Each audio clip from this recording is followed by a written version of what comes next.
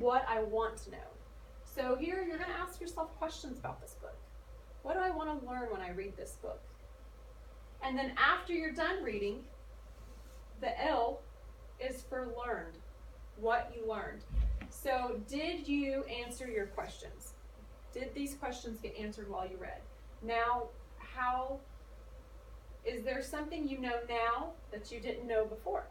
And that you didn't question it? So it gets students thinking about what they read and how that applies to them. It helps them to reflect on the story. Here's a concept map. They're similar to mind maps. You have a plant, and then we're talking about all the different parts of the plant. The plant has a flower. The plant has roots. The roots need water. The plant has leaves. Leaves need water. The plant needs sun. The sun is yellow. The flowers are yellow. And so here you can see where they've made a connection, the color yellow. So the color yellow reminds them of the sun the plant needs, and the color yellow also reminds them of the flower that the plant produces.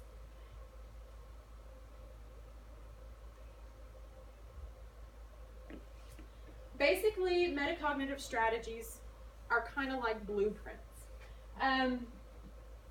Here's a picture of some different furniture pieces.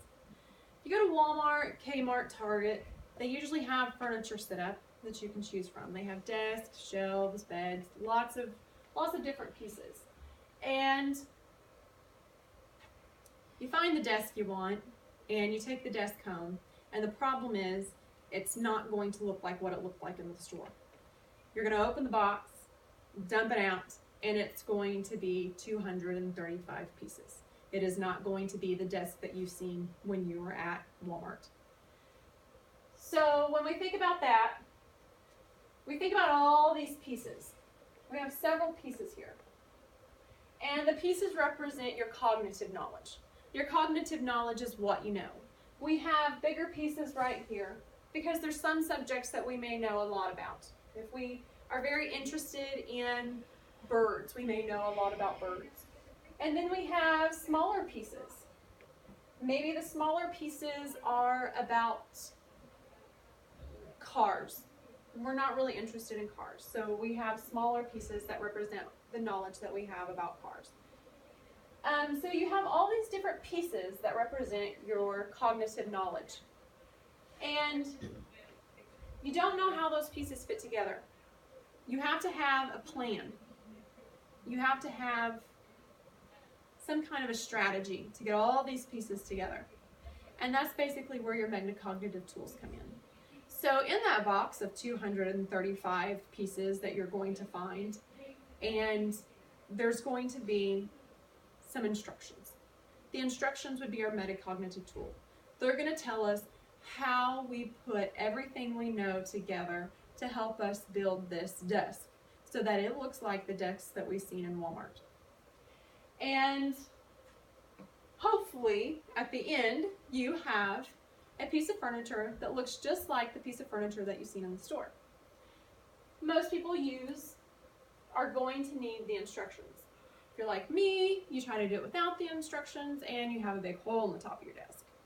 Which is actually makes a lot of sense because using your metacognitive learning process, it is a lot of effort. It takes effort to think about what you're thinking about, to think about learning.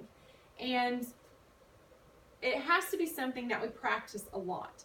So students don't usually become aware of their metacognitive learning until older grades, maybe junior high, high school, and college. They'll all hit it, their awareness at different points of life. It's not the same for everyone. But we start teaching these things as early as preschool because we want them to become habits. So that way when they do get into the older grades, they understand and they look back and they can reflect and they can say, hey, I can use this tool to help me study for this exam. Or I can use this tool to help me become more educated in this subject. So we start using them at a very young age. And for special education students, they might become aware a little bit later, but they're very important because once we graduate and we leave school, students aren't going to remember everything we've taught them. That's just the way it's going to be. There's going to be a lot there that they forget. But if they have these strategies and these tools, then it makes their life a little bit easier because they don't have to remember all the factual information. If they can remember the strategy, then they can remember how to figure it out. So even though it's a higher learning type process, it is very, very, very helpful for students with IEPs. As Albert Einstein says, education is not the learning of facts, but the training of the mind to think. He is talking about the metacognitive learning process here. So, thank you very much.